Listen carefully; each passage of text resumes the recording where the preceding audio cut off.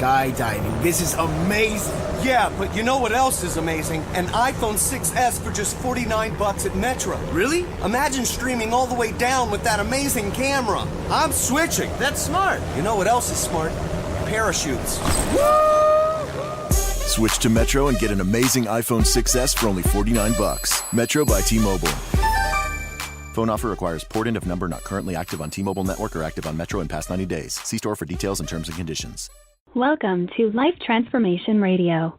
This show is all about life transformations and our journey from where we were to why we are doing what we are doing today. We will discuss the hiccups, the roller coasters, and the blood, sweat, and tears that has been poured out while discovering our purpose.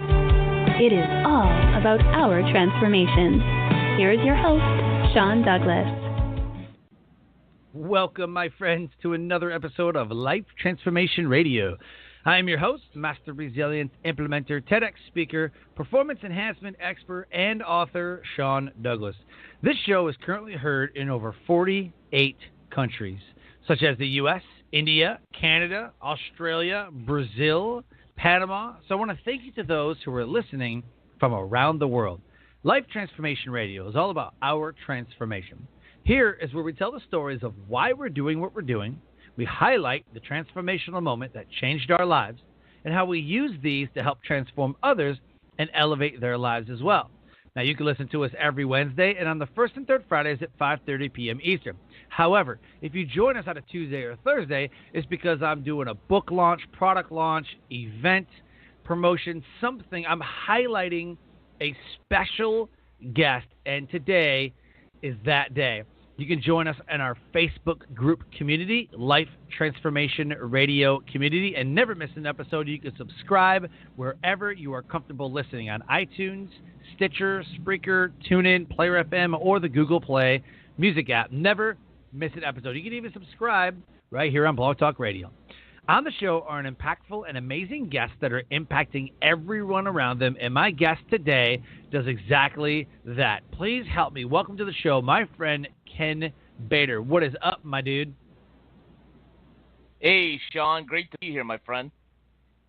Dude, super pumped to have you. This is going to be an amazing episode. Read your book. It is incredible. Lots of helpful tips, tools, and tricks, and then mixed in with a little bit of humor and, success stories and stuff like that. So, yeah, man, awesome book. Thank you, my friend. Yeah, it took a little longer than I would have liked to have written it, but I enjoyed every minute of it. Oh, yeah, I know how that is, right? So, for the listeners, if you have any questions for any of my guests that are ever on the show, this is a live show. If you're listening to it live, 5:30 p.m. Eastern Time. You can call into the show at 657-383-1109. Again, the number is 657-383-1109. Call into the show to ask myself or my friend Ken a question. My team is standing by to weed out all of the trolls, so nice try trying to get in. So, you laugh, but I've had a couple kind of squeak through there. No, I get it, Sean. I get it, man. Oh, man, I've had craziness. Crazy. Because he was like, oh, I have a sincere question. I'm like, okay, cool. What's your question? And it'd be some question, like, crazy, something that, like, off the wall, something sexual, something. You know what I mean? I'm just like, ugh. This is ridiculous. You know what I mean? Well, so they'll pretend to ask a question. Yeah. Oh, dude, that would be a whole interesting show. So, the title of the show, of this episode, is The Formula for Business Success with Ken Bator. Ken has more than 20 years of experience in helping organizations reach new levels of effectiveness by aligning their brand, culture, and strategy. He is the author of The Pocket Guide to Strategic Planning, the 90-day quick fix for the business owner or manager, and The Formula for Business Success equals B plus C plus S, which he's going to dive right into and know more about that. Born and raised in Chicago, he earned a bachelor's in finance and an MBA in entrepreneurship. Love it. From DePaul University. You can go to www.btcinc.net. Go to facebook.com/btcinc. He has a LinkedIn, Ken Bator on LinkedIn, and then right there, available on Amazon, his new book, The Formula for Business Success. So, dude, why write this book? What is your big, deep why for what you do? You know, the deep why is I understand how other people just don't get it. You know, I was because I don't get it myself. You know, I was one of those guys. Yeah, you know, you might be able to identify. I know a lot of your listeners can. You know, I was one of those guys in school that, you know, got good grades, but, you know, man, I grinded them out. You know, I used to hang out with some pretty smart dudes that could, you know, read like one page of the book and get an A automatically and just have fun. And, you know, I had to see for days and days and days. And so, you know, what really compelled me is in my 20s, you know, when I was working in corporate life, you know, I bounced around to, you know, learn everything that I can. I'd go to a seminar on re-engineering. I'd read a book on empowerment, and then I'd go to an article on Six Sigma or something. I was like, okay, this is all good, but, you know, how can we put all this stuff together? And long story short, you know, it kind of came to me that you know, it really was a combination of brand, culture, and strategy, that everything kind of fit into one of those three buckets, and it answered, at least for me, you know, three critical questions, which is, one, you know, what the image we want to promote out in the public with our business. Two, what is the experience we need to create both for and through our employees? And three, how do we drive more of the right business to our business? And so it took me a long time, man. It took me years to really kind of hone that in my head. But once I had it and started working with private clients with that formula, I had to write the book. I was just compelled to do so. It was something that, you know, it just had to do. It took me like, I think, 2.5, even 3 years and 3 different tries to get it out. But finally came it out. Yeah, if we have time, I'll tell you the fun day how I lost an entire chapter on my computer. Let's do it, man. But anyhow, that's what we tell. We tell the stories here, man. We tell the stories, you know, that matter, and, you know, we highlight those transformational moments. You know, it's like, you know, we're doing something, and then life happens, struggle happens. Something compels you to write a book, you know, and that's what, you know, we tell the stories, and that's what people want to hear. So I'd love to hear how you lost a chapter of the book. I would think it'd be a very fascinating story. Well, you know, what's funny is I love talking to other authors, Sean, because nobody, you know, really understands both the joy and the pain that it takes to write one of these things. And the way, you know, I tried twice to write the book, and it just didn't work. And then the third time, I took a different approach to it. I actually did an outline with the 6 chapters. I decided that it needed 6 chapters, and I took every article, every presentation, every piece of notes that I had, because I'm kind of like packed that on the computer, saving all that stuff for years and years and years. And I put them all in each one of those buckets, and doing that actually gave me, in Word, about 50 to 60 pages of content. So I wasn't looking at a blank screen just from the beginning. Right. So I actually found that chapters 1 through 4, while it did take me some time, actually flowed pretty well. And then the 5th chapter was just a tough one for some reason. I didn't have the content that I wanted. I needed to create it. It wasn't flowing. And so, you know, what I did was I did what every smart person does, is I took my tablet and went to the bar. And I sat at the bar, and I don't know, I was waiting for my wife. We were going out to dinner later on, and I'm sitting at the bar, and I don't know what clicked. I don't know if it was a different location, or the fact that I was drinking beer, or you know, the ambient noise around with everybody talking. But all of a sudden it started to flow, and I just started typing, and I'm like, wow, okay, I think I got it. And I literally had just finished that chapter. My wife walked into the bar, and she says, hey, honey, how are you doing? I says, oh, awesome. I finally through the mental block of chapter 5. And it's like, oh, great, honey. And I said, all right, so let me just upload this to the cloud, and so I can save it, and then I'll work on it again tomorrow to get all of the editing done and to kind of fix some of the sentences. So I did that like I always did. Went and had a nice dinner with my wife. Next morning was Saturday. She made me an awesome breakfast. My wife is terrific, by the way. If you listen to the show, my wife is awesome and makes me great. She made me breakfast on Saturday morning, finished it, and I said, all right, I'm going to go and transfer that chapter to my laptop so I can get some work done.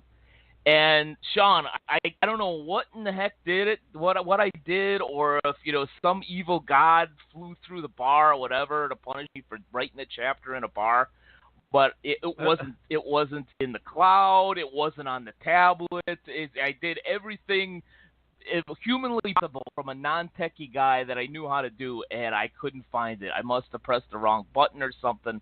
But needless to say, I was beside myself for quite a bit on that Saturday. Oh my gosh, that's crazy, dude. I would be sick. Like I would be. It seemed like because I've been there, to where like you're going, and maybe you forget to plug in the computer cord. You're like, oh my god, and then it just stops. You're like, no. But usually I'd get like a couple paragraphs down, save everything, save, type in a couple, save, save. Like I was saving, almost like if I forgot to save it, I'd save it again, and they're like, you just saved it. And my wife was sitting next to me like, you just saved it. I'm like, no, I didn't. I don't know what you're talking about. So, yeah, that was I wasn't messing around, man. I was not messing around because I've worked hard on a lot of things, and yeah, man, I don't need that happening. So. That's crazy, man. So, talk to me about your transformation, man. Like you weren't always an author, you weren't always a speaker or trainer or anything like that. So, I mean, what do you think was that transformational moment that put you on the path to what you're doing right now? Oh, that's easy. I got canned. All right then. Talk about that. Well, well, the longer story is in the 90s I had a corporate job. I was VP of business development for a $4 billion institution, Chicagoland area, and I pretty much enjoyed doing that. But always kind of had a feeling, because you told your fine audience, I do have an MBA in entrepreneurship, and I earned that while I was in the corporate job. And I always said, at some point I'm gonna do something on my own. I want to go out on my own. And the getting fired just simply forced that issue a little bit quicker. And actually, was probably the best thing that ever happened to me. It made me learn a little bit in terms of, it took a while because it was a hard pill to swallow, but made me learn of my faults and the reason that I got myself in that situation in the first place. Right. But it also really spearheaded me in that, even though I got to own some of this, I also have to move in the right direction. And I had this kind of B plus C plus S idea in my head for a while. And it allowed me to really not put it on paper right away, but to really begin to implement it and use it in a lot of service-based businesses that have helped a lot of people. Some, as always, I think every consultant and speaker helps about 9 out of 10 people. There's always the one. That doesn't work out. You wouldn't know anything about that, would you, Sean? Oh no, not at all. But that was definitely the springboard. I think I still probably would have done what I do eventually. At least I hope I would. I think a lot of people, end up in a particular corporate job and it becomes very safe. But in the long run, it was definitely the the leverage for transformation for me. Perfect. Love it. Love it. Love it. I think that we sometimes need a swift kick to kind of like get us going, right? I mean, Well, that was a kick, that was a slap, that was a brick upside the head. That kind of turned my world upside down at the time. But sometimes that's a good thing. Don't definitely. wish on anybody getting fired, but sometimes things force your hand, and that definitely forced my hand. Oh yeah. Yep. You kind of got to figure it out now. You kind of just got to burn your boats and just kind of figure it out. Yep. Yeah. Exactly. Right? You're not you're not swimming back ashore, so you better figure something out. Oh yeah. So, what do you think was the best part so far? Like after you got fired, I mean, it probably sucked then, but I mean, what do you think was the best part so far about that transformational journey that you've been on?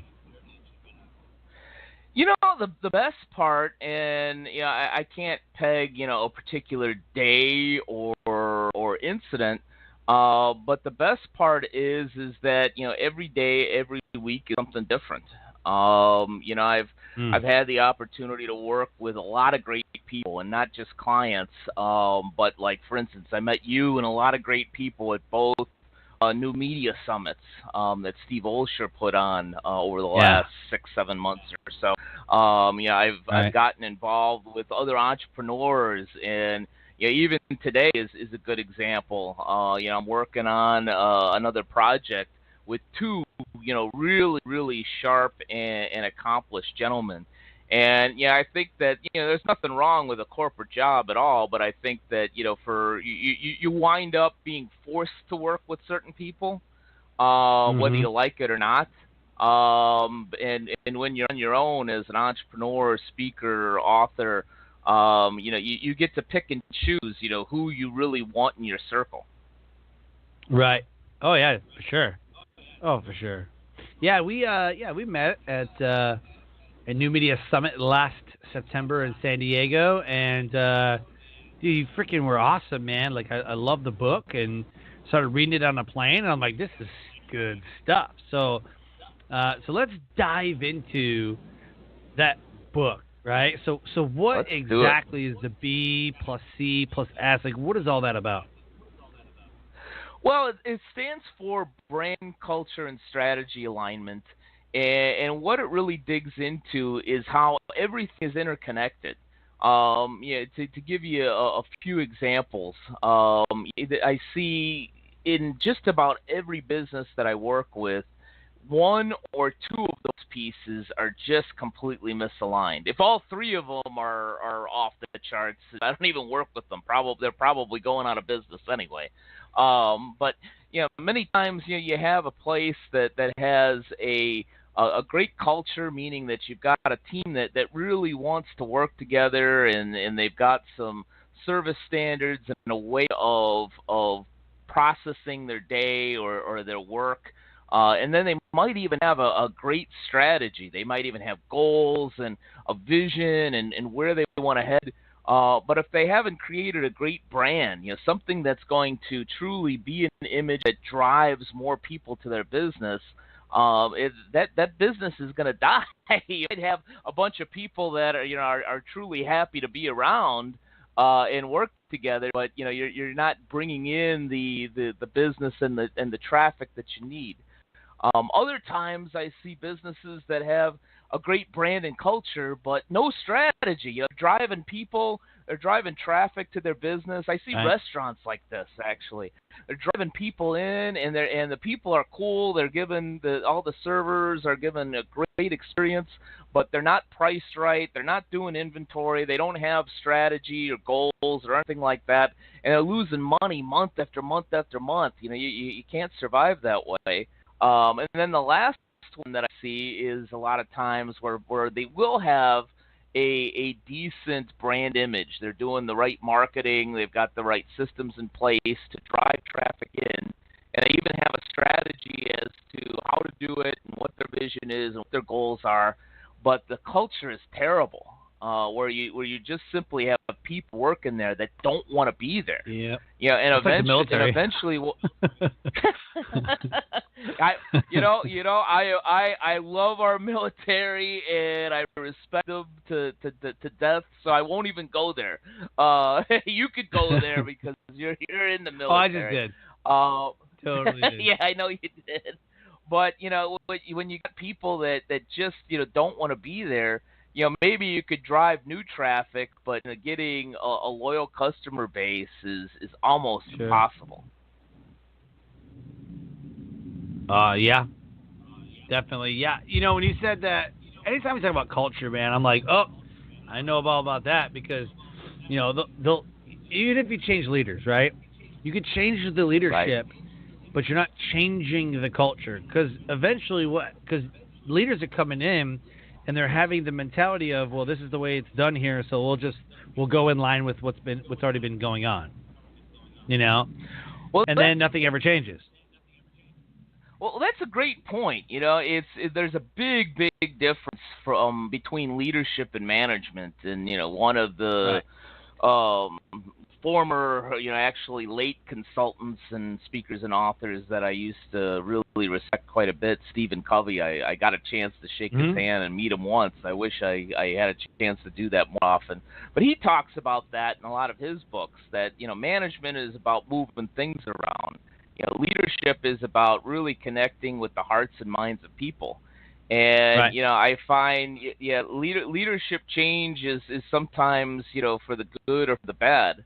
I've seen many times a new leader will come in and come into a terrible situation and a terrible culture and turn it right around. In fact, I'll give you an example of one of my clients who become a very, very dear friend and close friend, and that's Scott Arney, the CEO at Chicago Patrolmen's.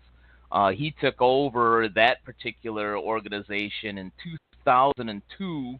And they were about, I want to say, $100 million in assets. Yeah, because in financial institutions, many times we kind of grade those businesses by asset size and not necessarily sales like in some other industries. But they were about $100 million in assets, and they were okay. But they had some real serious problems, especially with trust. And Sean, you being in the military certainly know how important trust is, amongst, your not only your peers, but with those you're taking orders from. But long story short, it was just a mess.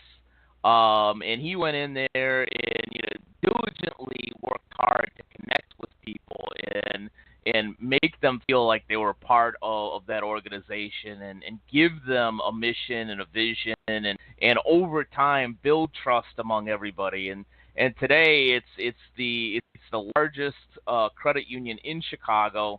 They're about 450 million. I don't have their assets in front of me.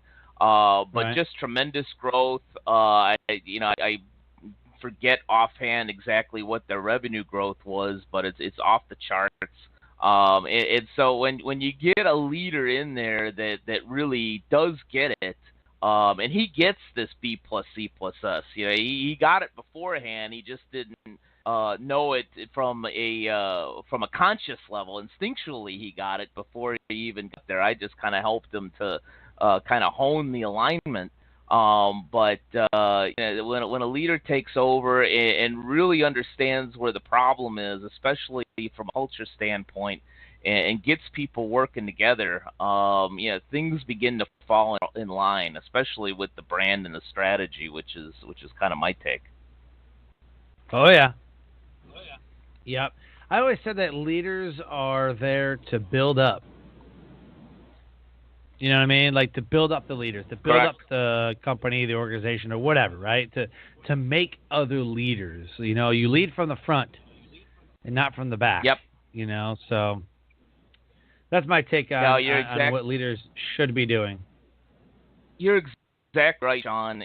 One of the things that I preach to anybody that'll listen, for that matter, is leadership isn't about management or making sure things get done as much as it is about mentoring.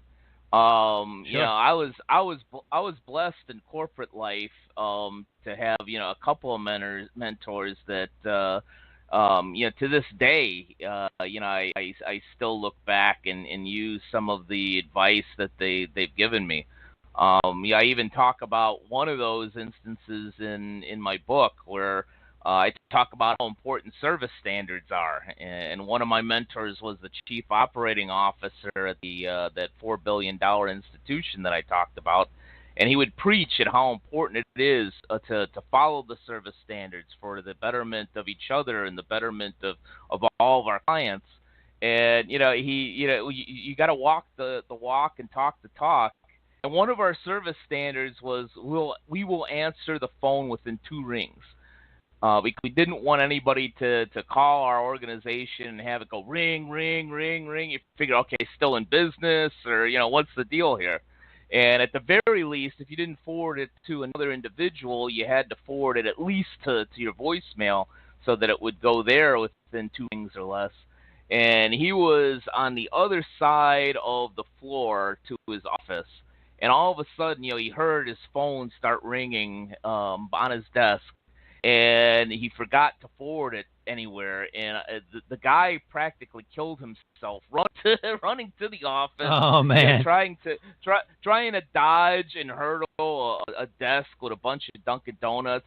Fortunately he didn't hit the donuts, and he got into his office. I don't know whether it was the 4th ring or whatever it was, and he answered the phone. He says, "I apologize for not answering within 2 rings. This is Eric. How can I help you?" And when a leader does that, when he says, "Yeah, I screwed up and I needed to do that," I'm holding myself accountable to the exact same standards you are. That speaks volumes. Oh, definitely. Oh, absolutely. When I was a drill instructor for Air Force Basic Training, my commander, he had a saying that he would put up, and I loved it. And the saying that he would put up is from the Art of War book by Sun Tzu, and he says, "Follow your soldier." What was it? Oh man, I just had it. I haven't said it in years. It says, "Yeah, I read that book, but it was I don't know, 20 years ago. I don't remember any of it." Right? It says,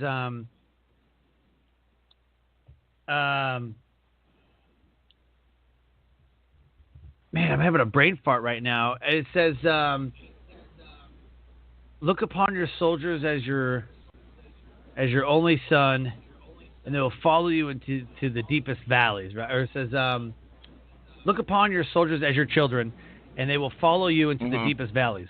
Look on them as your only son, and they will follow you even unto death." That's what it is. And so I was like, man, and he always said that. He always treated us like his kids. He always, "Do you need anything? I'm here for you. I'm here to help you, and I'm here to," you know what I mean? And so as drill instructors, we're like, we're the best, But even then, he'd always come in our dorms. He'd always be out and about. And he said, and that's his thing. That was his thing, man. He was always there for us. Always had your back. You know what I mean? Always had your best in mind. You know what I mean? So whenever I know exactly. Huge, man. When he says regard your soldiers as your children, it's always like treat them as you would your own kids. Sometimes we're super mean to our family. Sometimes we'll hold the door open for a perfect stranger. You know what I mean? It's like, "Hey, how's it going?" And greet them. But we won't even hold the door open for our own family sometimes. You know what I mean? I don't know about other people. That's something I really try to be cognizant about, is how am I treating my family as well as everybody else? You know what I mean? Am I just taking for granted my family's always going to be there, my wife, my kids, whatever. You know what I mean? So I always think about that, and that quote has always stuck with me. Regard your soldiers as your children. They will follow you to the deepest valleys, And I was like, man. So I try to use that same mentality. I try to take care of my people. I care about my people more than I care about whatever it is that we're trying to do.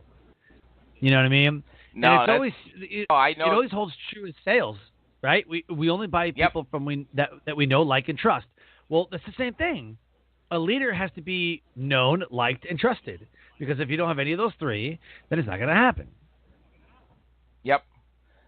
No, you're exactly right. You know, in terms of, you know, looking out for your troops or team, like they were children. You know, I was listening to you and I was kind of smirking just a little bit because, you know, what got me in trouble in corporate life at times is, you know, I probably didn't follow orders or, you know, really respect or connect with my superiors as well as I should have. So, you know, definitely a transformation and something that I had to learn.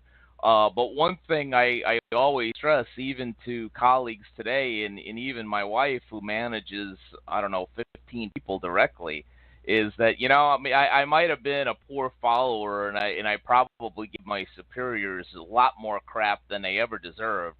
But, you know, damn it, you know, my people, whoever was working for me, yeah, I only fired, you know, 2 people in my entire life, and one of them was only because of a stupid boss that I had, frankly, was another story. But everybody knew where they stood. You know, everybody, you know, I to this day I got people on Facebook that worked for me in corporate life, and they still call me boss.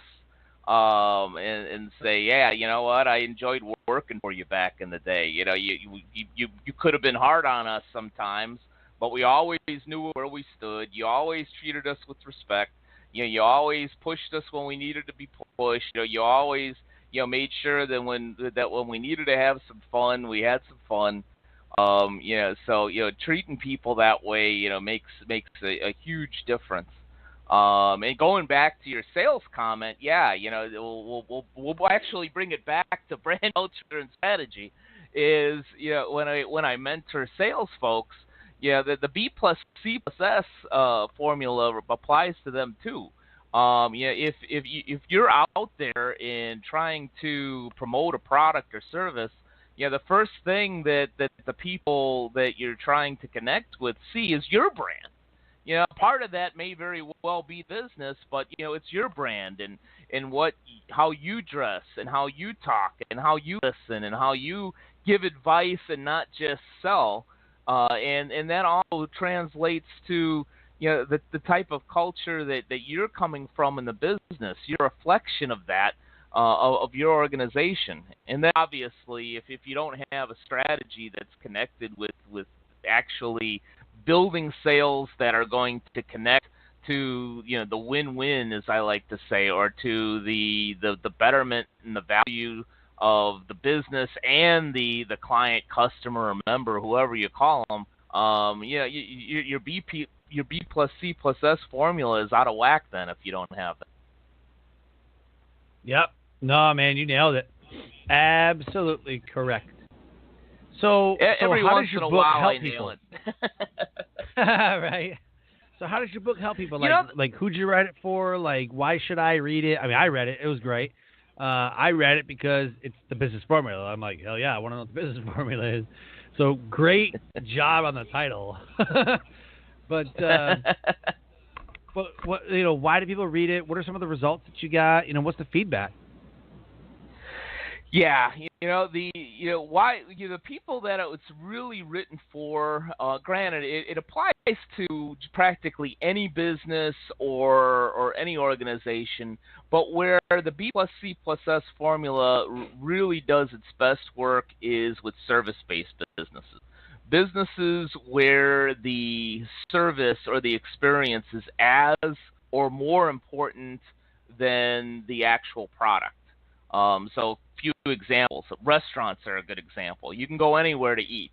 In fact, I've known many people that will go back to the same place that has average food but a great experience, meaning the service is awesome, you know, the TVs are exactly where they want them, the chairs or the booths are comfortable, the music's just the phone, they can get by with, okay, maybe the food is just average or slightly above average. Can't have terrible food if you're giving people salmonella. They'll never come back. There's a certain standard, but if the food is average, but everything else is really top notch, people will continue to come back.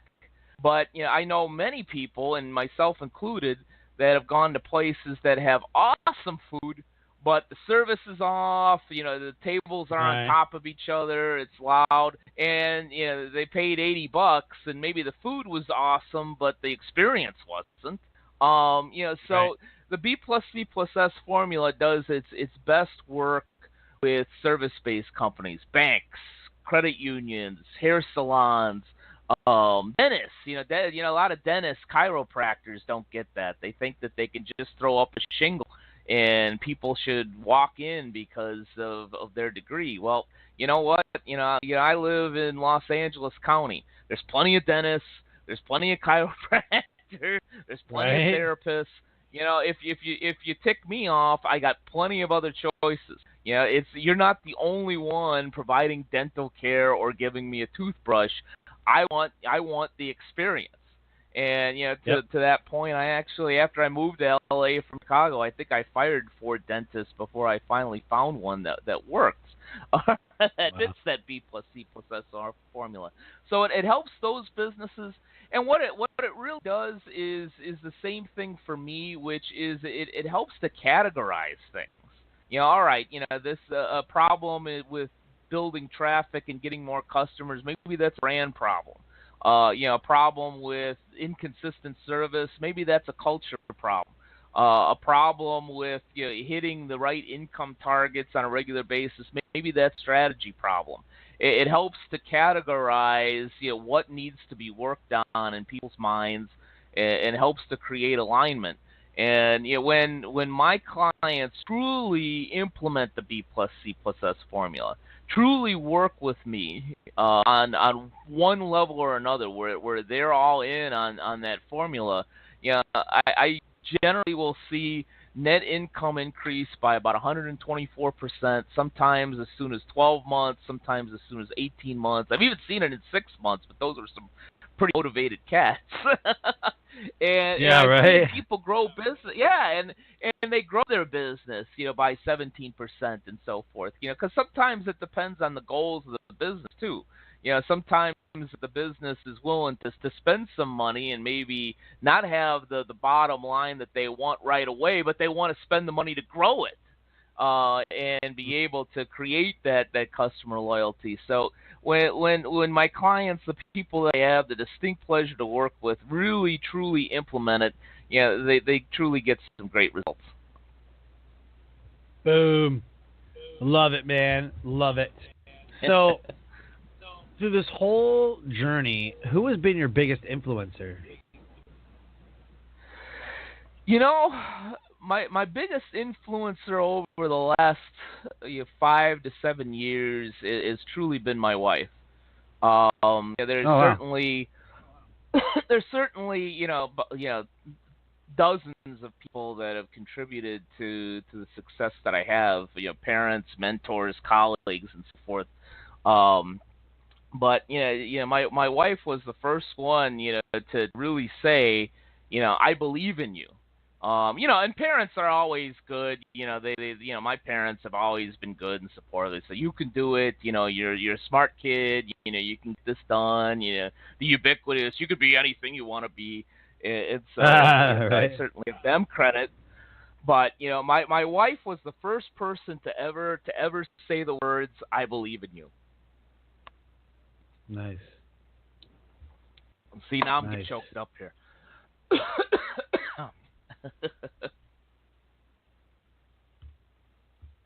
That's good, man.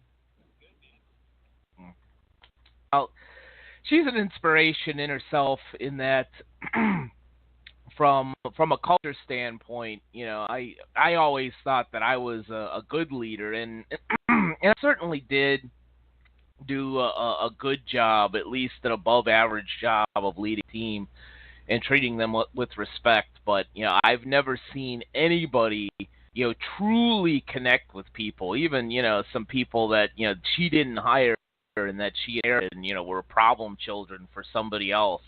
I've never seen anybody truly connect and show a level of caring and get people on board to want to be a part of their team. My whole tagline is creating environments where employees actually want to be there and customers want to keep coming back, because you can't have the latter in my mind without the former, at least not easily. And she is awesome. She turns people around in a positive way. To the point where she tells me that people come from other departments to interview for her positions. Not once, not twice, sometimes 3 times, and maybe just miss getting the job, but they keep coming back and tell her, "I want to work for you." That's awesome. So she's an easy pick for the best influence that's ever been on me. Mm-hmm. Oh yeah, that's how mine is too. So, what do you think was one of the best resources that you've used so far, whether in your own business or to write your book? I used CreateSpace to publish my first book. I used CreateSpace, and then I went to KDP, and Kindle publishing for KDP is for the electronic version, for like an ebook. Yep. So yep. CreateSpace was the paperback, and KDP is the Kindle version. So what were some of the resources that you used for your book or in your business, that you want to tell us about?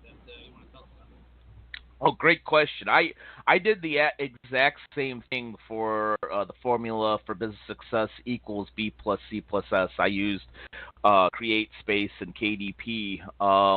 For the earlier book that you mentioned, the Pocket Guide to Strategic Planning, that one I kind of did for fun. I had a workbook that I used with clients when I did strategic planning, and then I beefed it up and I put it on Lulu, just to put it out there and have a resource for those folks that maybe wanted to work with me, but for whatever reason maybe they didn't have quite the cash flow or didn't want to pay my price. At least they could go and buy that and get a little bit of help.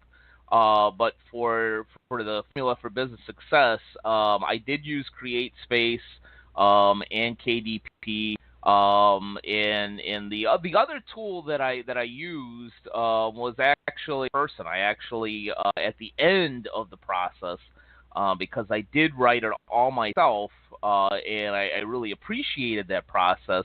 But at the time I decided, instead of just tossing this out there on Lulu or some other type of tell platform. everybody what Lulu is. Tell everybody what that is. Lulu is just simply another self-publishing avenue. It's really easy. Yep. You can upload your work. It allows you to do covers. And it's actually pretty turnkey and pretty simple. Frankly, it isn't quite advanced as CreateSpace or KDP. I would certainly recommend that to anybody that truly wants to write a book and get it out there, especially since they're connected to Amazon.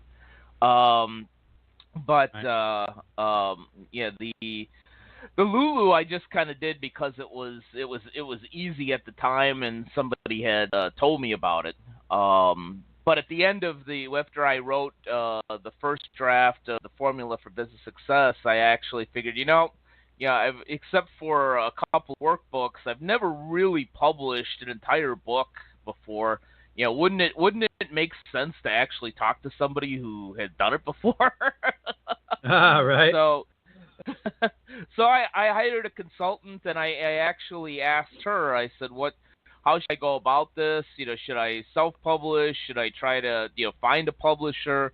And her name is Melissa Wilson. She's out of Chicago. Great lady. She's written a lot of books herself, and really steered me in the right direction with real simple things but important things. Pointing me to a CreateSpace, pointing me to designs to get my book cover done, pointing me to a great editor.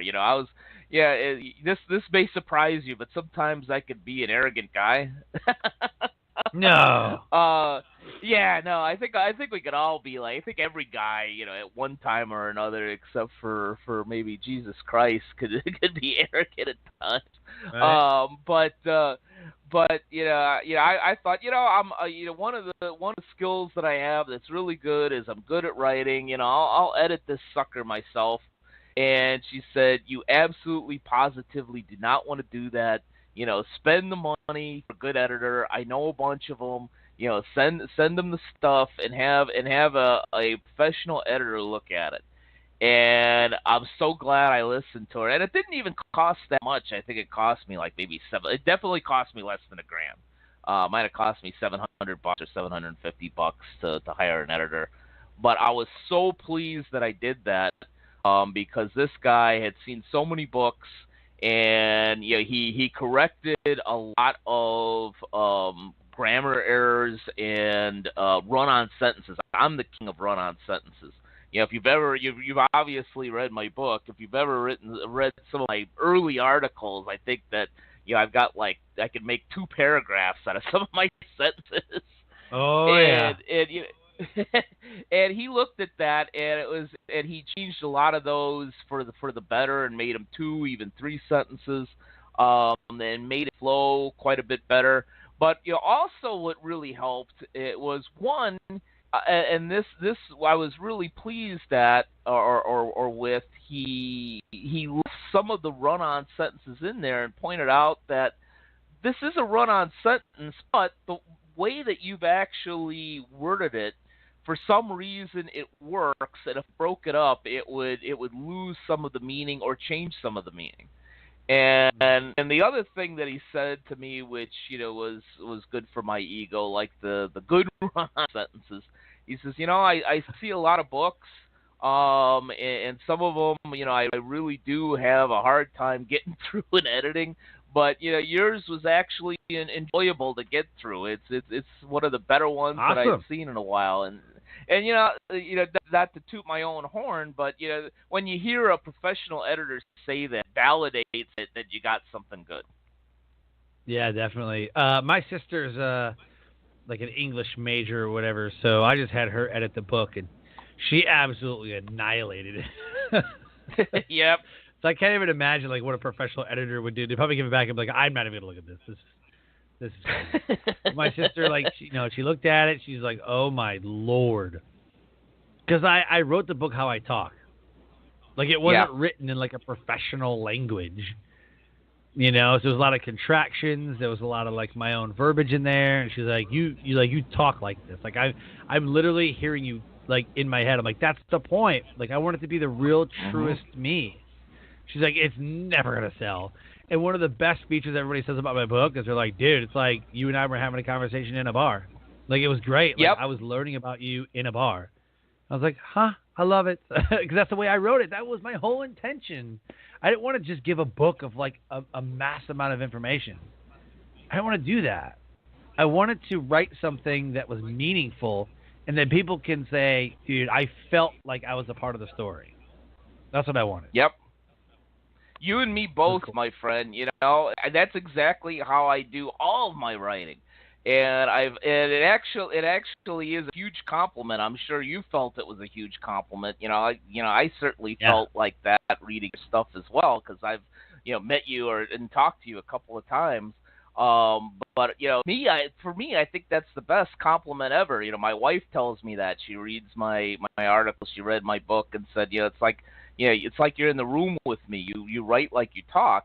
And it was actually funny. I mentioned my friend and client Scott Arney in Chicago Patrolmen's. He gave me a great testimonial for the book, which is on the back, and he was one of the first ones to read it. I said, I really want your opinion.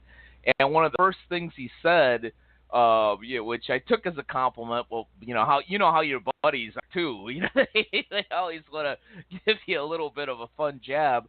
He said, I really enjoyed it in that, it was like having a conversation with you, but you were doing all the talking. Oh, yeah. Yep.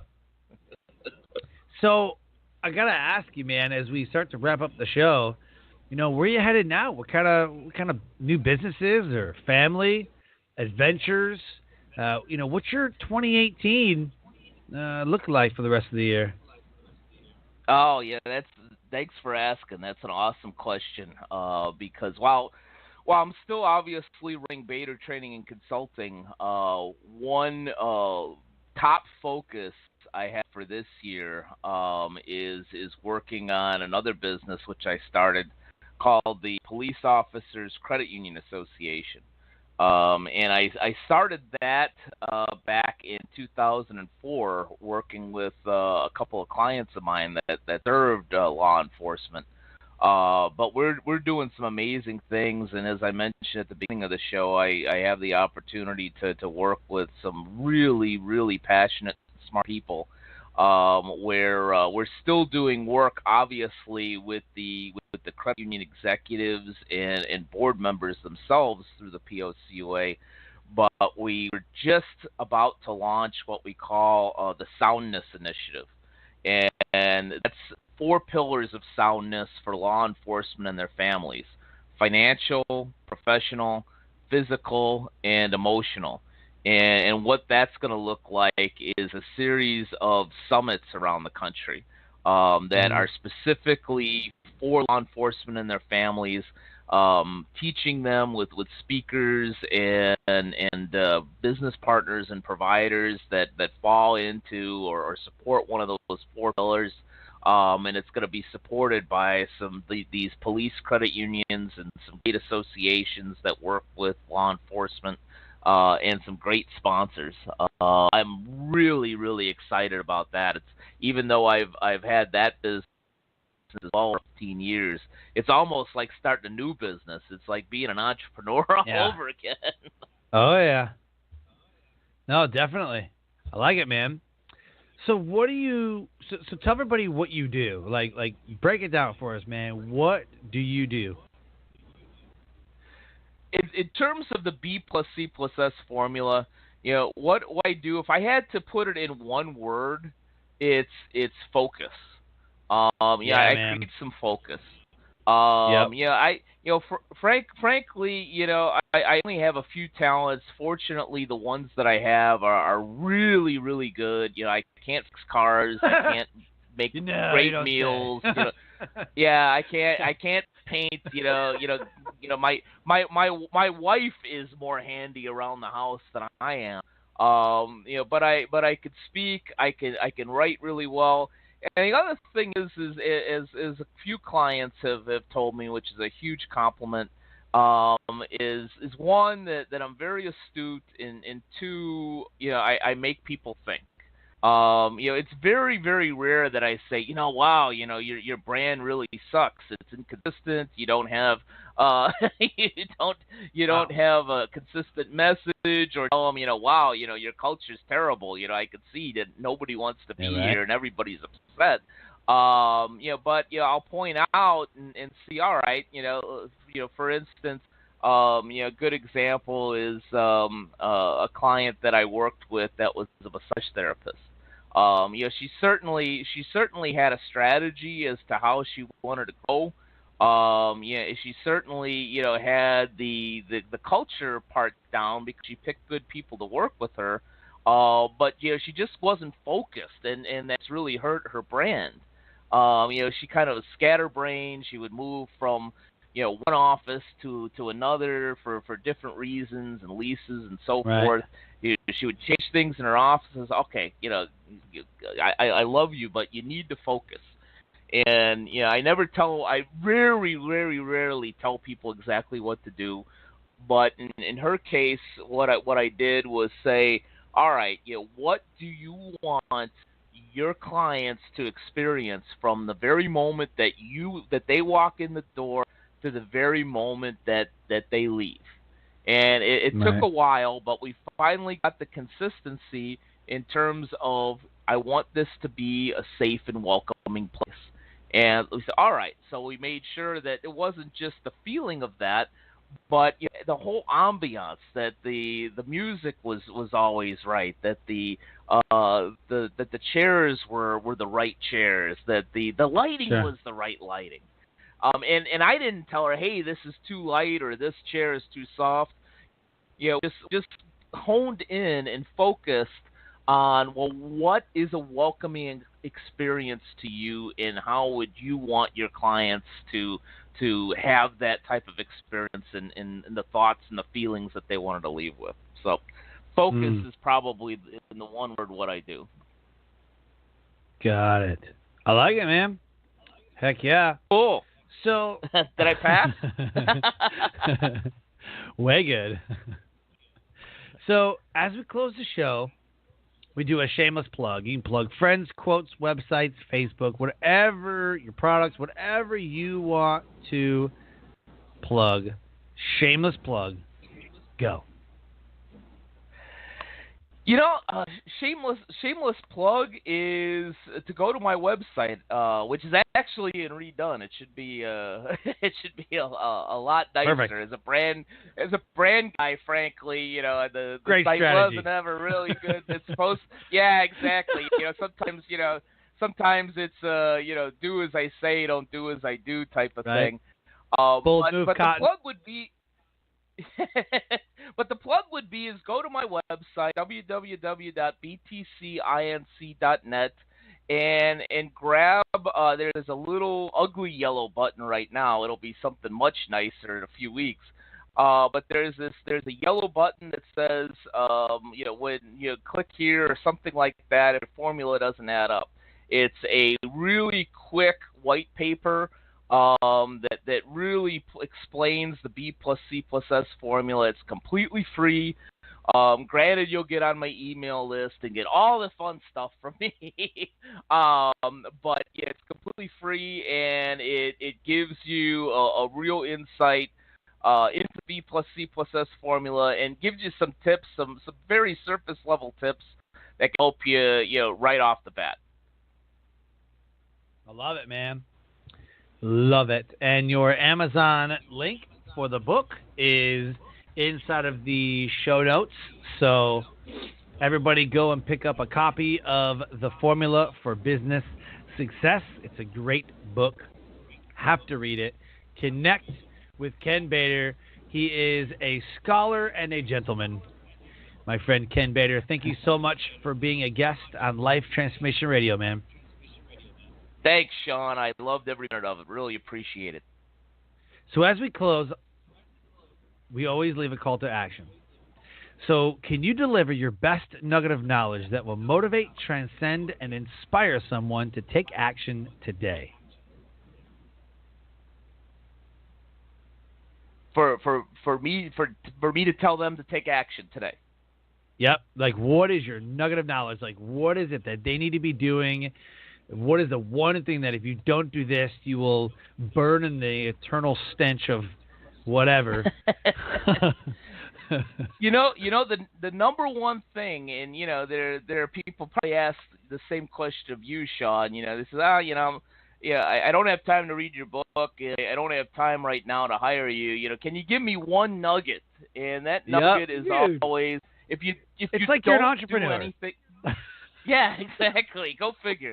I said, if you don't do anything else, the one thing, if you do this, it will help you get focused and also be a little bit better, at least, than your competition if they don't have that, is to develop service standards and adhere to them every single day. That if you do that one thing, that will help your business tremendously. I hear something about consistency in there. Oh yeah, well the standards do create consistency. Like I mentioned before, it's we will answer the phone within 2 rings. We will get back to our clients within 24 hours. I think Subway has a service standards of we will greet customers within 3 seconds or 5 seconds of walking in the door. That's a service standard, and it's something that creates an actual experience for people, and it allows your team, whether you're a team of 2 or even 1. Frankly, I've had a 1-person business create service standards, but whether you're a team of 1 or 2 or 1 or 200, 1 or 2,000, if you have a list of service standards that you're going to adhere to every single day, then you have a process. You have that consistency. Everybody's going to get that 5-second greeting. Everybody's going to know that the phone's going to be answered within one ring. You're going to have that experience if you go to the same restaurant where your table is cleared off within 3 minutes after eating, and that's the thing that keeps customers coming back. Yep, absolutely. There's nothing worse than going to a restaurant and having terrible service because it just ruins everything. Yep. Yes. And it's not just the service, it's the experience. The plain old good service just isn't enough anymore. It's just, experience trumps service.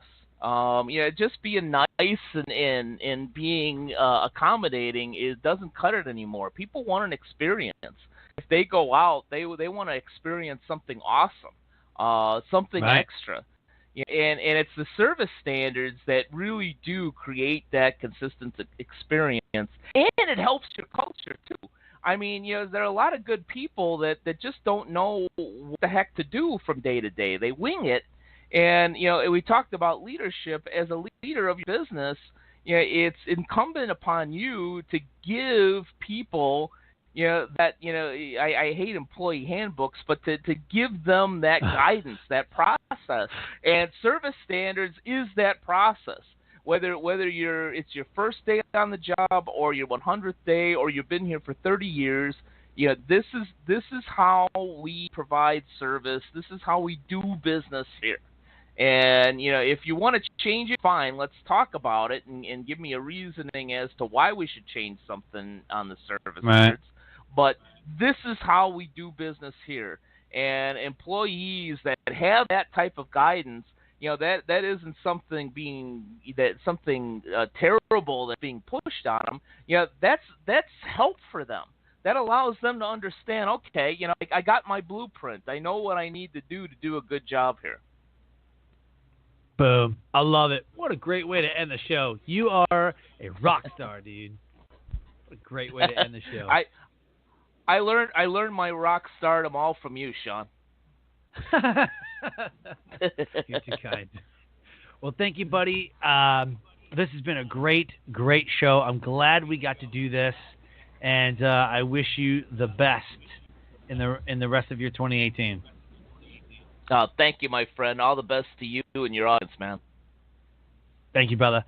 So, Life Transformation Radio listeners, another amazing guest, another impactful episode. If anything here today resonated with you, contact Ken Bator. He is not hard to find. You can go right there in the show notes. He's on Facebook, LinkedIn. Go get his book, The Formula for Business Success, now available on Amazon. Go pick up the book. You will not regret it. So, as we close the show, I always like to leave you with this one thought. Live your brand. Find opportunities every day to live out the core values that you hold deep in your heart. I call that living your brand. So until next episode, have a great night.